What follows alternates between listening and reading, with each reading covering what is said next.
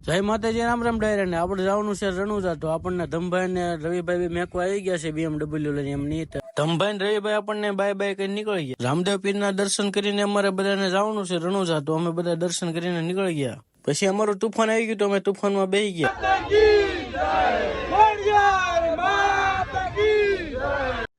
रुको जरा सबर करो.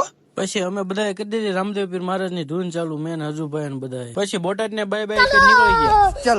હજુભાઈ અમારે કુંભકરણ ઘોડે હુતા હતા. પછી અમારું તુફાન ને હાઈવે ઉપર ઢીલું મેક્યું. હો લટાપટા.